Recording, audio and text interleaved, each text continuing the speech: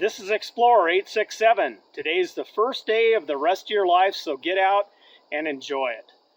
Today I've got a product representation here. This is a Haoqi Cheetah. It's a full suspension electric bike, and I'm going to do a real world representation of this. I will let you know just what I think of the bike. I currently have 60 miles on it. As you can tell, it's dusty. This is not an unboxing video, so it's not new and shiny. But let's get into the video here, and we'll kind of run through the equipment on the bike, and we'll take you out for some trail rides here, and we'll discuss it. So let's start off with the battery. It comes with a key. The battery stows. It's inside this housing here on the bike, which is really nice. The battery itself is a 48 volt, 16 amp hour battery, and they say it'll recharge in 6 hours. I think I've found that to be fairly accurate. They say that it covers a range of 35 to 60 miles, and it depends very much on just the type of riding that you do. If you do a lot of pedal assist, you can extend that range out. I find, because I ride this bike as mostly a electric motorcycle, if you will, you know, I do pedal assist at times when I need to, going up and down some hills that are steep and require that. I've found that I get about 28 to 30 miles on this 16 amp hour battery.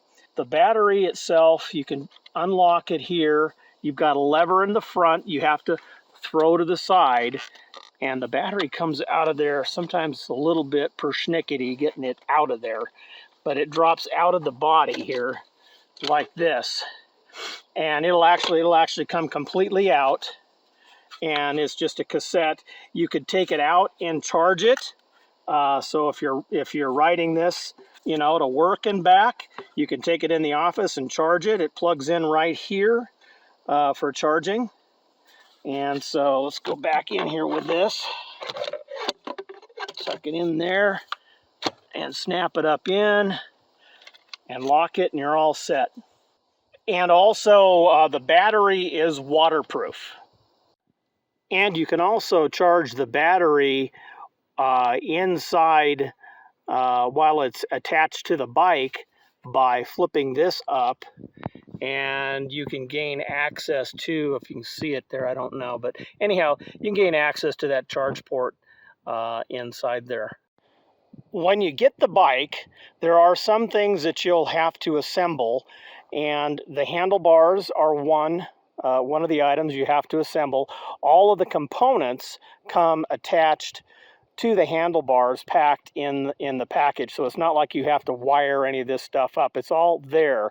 All you have to do is attach these 4 bolts here and line up the handlebars as you like them. You can tip them down, or you can tip them up. Just line them up where you like them. The other thing that you have to do is the front fender. So the front fender here has to be attached, which is no big deal, and the headlight, and the front wheel has to be attached here just as well. Other than that, the pedals down here have to be attached, and so really the assembly is quite minimal, and it goes together very quickly. Okay, the bike comes in the green that you see here, which I think is a pretty awesome color, and also black. So you have the choice of either the green or the black. And the frame is made of 6061 aluminum alloy. And let's just get in here and take a look at some of the welding. You can see that it's very well made. It's very strong. It will take a beating for sure. And I have put it through the paces over some very rough trail. Okay, so the total length of the bike from the back of the rear tire to the front of the front tire is 73.6 inches. The wheelbase from here to here, so basically hub to hub, is 52 inches. Standover height on this bike, it is a tall bike. The standover height from right here to the ground is 29 inches. I'm 5'7", and the bike is as tall as I would want it. Any taller would be too tall. The Cheetah with the single battery weighs in at 73 pounds, and it's recommended for riding heights or rider heights of 5'5" to 6'8". And then the total payload capacity is 400 pounds. Okay, the seat is adjustable in height. You've got a throw lever here. It will adjust up to a height of 41 inches and as low as 34 inches. And then this is kind of cool. You just flip this lever over, which a lot of bikes have that, and it locks it right in place. The seat itself is very, very comfortable. It's very spongy foam, and you know, like I said, I've ridden this bike more than 60 miles over the backcountry trails and some really rough stuff, and this is not bad. Okay, let's take a look at the rear suspension. This mechanism here there's been a lot of attention to detail and really great engineering on this. I found that to be quite good. And then you've got a pivot point down here just as well. The travel is 50 millimeters on the suspension piston there. Does a really good job. The front forks on the bike are a magnesium alloy. And as you can see here, they have a lockout, so if you are, tying this down on a rack and you don't want the suspension to move while you're traveling, you can lock it out. The tires are 26-inch by 4-inch knobbies, and fairly substantial knobs on the tires. They get really good traction. The rear hub motor on the Cheetah is a 750 watt brushless geared motor, and it has 90 Newton meters of torque, so it's got a lot of oomph to help you get up the steeper slopes. The Cheetah comes with a half twist throttle, much better than the thumb throttles that come on some of the bikes. The grips are rubber and they're easy to hang on to. The throttle, you can set your throttle speed, a consistent speed, by just twisting it where to the speed you want to go at, and then you just grab a hold of the rest of the handle and it locks that speed in, and then if you want to stop, you just release it and it goes back to 0. The Cheetah comes with a 7-speed Shimano gear selector, and then down here, these are your gears. So you've got 7 speeds. I've found it to be plenty adequate for all of the backcountry travel I've done so far. And the Cheetah has a Shimano tourney derailleur. This is your LCD screen, and as you can see, you get your miles per hour. You get a power reading at the top. That'll just show your battery condition, and then you've got a watt readout, so you know how many watts you're pulling as you're traveling down the trail. And then that's your that's your odometer. You see I've got 60 miles on the bike so far. And then you can select a trip odometer, and there's a timer. On your selector over here, you can select up and down, of course, and you can select your different power settings, power assist settings. So 1 to 5. 5 gives you a whole lot of boost, so use that when you're going up real steep hills.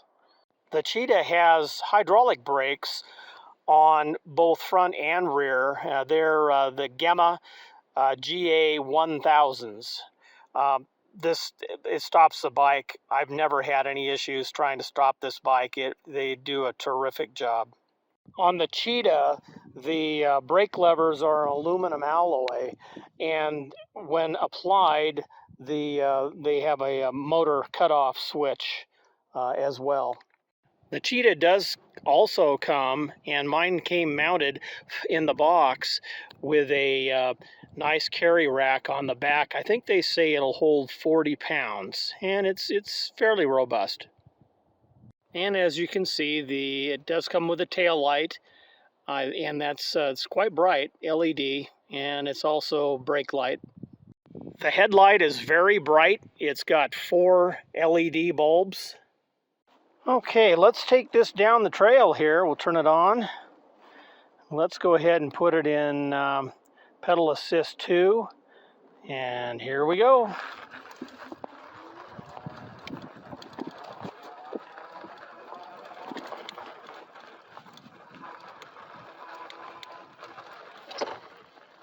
So I'm not doing any pedaling at all. I'm just using the twist throttle.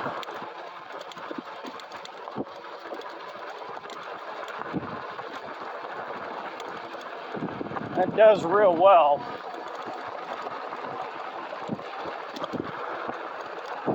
So typically I don't do much faster than 13, 14 miles an hour on these trails.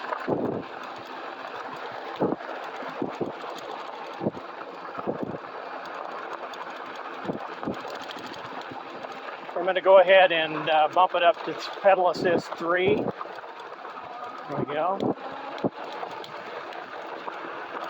That rolls right along real well. The bike takes up, the suspension on the bike takes up so much of this chatter in the road. It just makes it doable out here. Makes it really comfortable. The seat, as I said in the earlier description on the video, the seat is really cushy. It's a dense foam, and it's a thick foam, and so it's not so hard on the tush.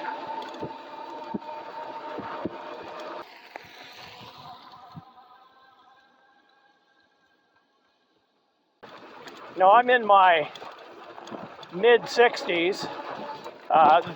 This gets a guy out in the backcountry, and it's real comfortable. The length of the bike, and the bike is certainly long, that's for sure, and other people have commented that the bike is kind of long. It is, but that helps to mitigate the chatter, you know, the bumps as you're running over pine cones, as I am right there, or as you're going down, you know, the washboardy roads out here. And it really, the length of the bike really helps, I think. That and the weight of the bike helps to work the suspension a little bit and take some of the bumps out of the trail, so your body doesn't have to absorb them. And I'm not saying that it's perfectly smooth. It's not, but it's really not bad. I like it. I'm impressed with this bike so far. Got 64 miles on it now. Let's do that pedal assist. The pedal assist, I find, kicks in with about 1.5 to 2 rotations of the pedals, and then it'll kick in and then assist you in going down the trail. So right there, it kicked in. So let's go.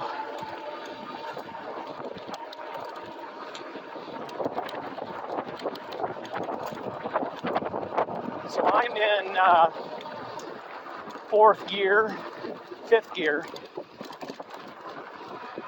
and I'm going to bounce it down to pedal assist 2 to slow it down just a bit. I might go down to pedal assist 1. Yeah, let's drop it down to 1. The soil out here is a pumice. So pumice, we call it pumice sand, and in places it's really soft, and so it can throw you around a little bit. So sometimes a little slower is better than a little bit too fast. So I don't know if you can see in front of us here, there's a incline, pretty good incline there. The camera sometimes doesn't do it justice. So what I'm going to do, I'm going to bounce the pedal assist up to 5, and I'm not going to pedal. I'm going to see if just using the throttle, the twist throttle, if that'll take us up to the top. Let's give it a shot here. We started right at the base of this hill, and sure enough, it's taken us right to the top. That's impressive, really impressive. So I'm in pedal assist 1, and I'm in 3rd gear. Smooth out the pedaling here. I'm going to go ahead and bounce it up. I'll go into 4th.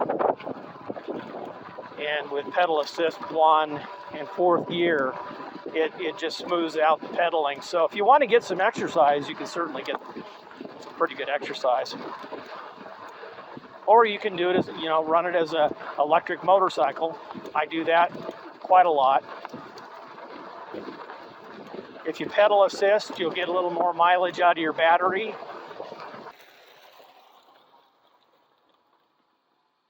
Having 4-inch wide tires out here helps you float across this loose ground.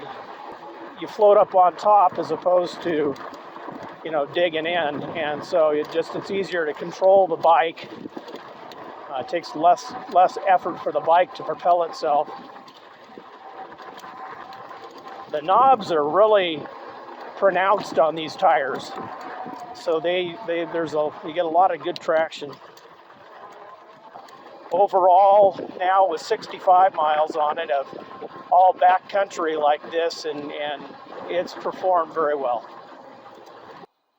So I wanted to give you guys my final thoughts on the Haoqi Cheetah E-Bike. And so if you don't mind, I'll read my notes here. After 83 miles, I've got 83 total miles on the bike now, all of them backcountry miles. First of all, the paint is awesome. It's a good, thick, heavy coat of paint. It comes in green and black, and I kind of like the green. So anyhow, the bike is designed well, with high quality, top quality welding. The bike itself feels strong and stable going down the trail. The weight isn't really an issue when you get up and are riding it. I didn't find that to be an issue at all. The hydraulic brakes are more than adequate to get the job done. I never had an issue trying to stop, even on some of the steeper slopes coming down the sides of the mountains. The Shimano gearing and the shift mechanisms all work flawlessly. The 175 watt, 90 Newton meter motor is strong and very capable. And that paired with the twist throttle, it just worked very well. The pedal assist on it, worked very well. Very easy to select the power settings and then your gearing to match, and it all worked very well. It has the backlit monochrome screen, which is adequate. It's got all the information on it that you really need. The tires are robust with really good traction. The knobs on the tires are very pronounced. We used to call them knobbies when I used to ride dirt bikes when I was a kid. The 16 amp hour 48 volt battery is probably adequate for the average woodland / backcountry rider. And I found that a fully charged battery paired with my type of riding, which is 15% pedal assist and 85% riding it as kind of an electric motorcycle, I got between 23 and 28 miles on a fully charged battery. The bike is adaptable to a dual battery setup. And Haoqi, at this time, I've been talking to them, and Haoqi will be sending me a additional battery, the extra battery kit to put on this, and I'll have another video at that time. As soon as they send that to me, I'll show you how to install it and then give you my input on just how well that works. The headlight is very bright. I mean, it's impressively bright, and as is the tail light. Both of them are quite good. The battery charger that they include is only a 2 amp, and I wish Haoqi would include a 3 amp battery charger with the bike. Just charge things up a little faster, and especially when we get the dual battery set up here, it's going to take it takes 6 hours to charge the main battery, and the smaller battery will probably take somewhere between 2.5 and 3 hours. So anyhow, so my overall impression is quite good on the bike. I had no issues riding it up and down the trails. Like I said, 83 miles, so it's worked out very well, and I would recommend this bike for the average backcountry rider. It certainly has done very well for me. Well, this is Explorer 867. Thanks a lot for coming along on the video today. I hope you got some good information on the Haoqi Cheetah. And so if you like the video, give me a thumbs up. Subscribe to the channel, ring the bell, get the latest content from the channel as I release it. And as always, I look forward to seeing you in the great outdoors. You guys take care.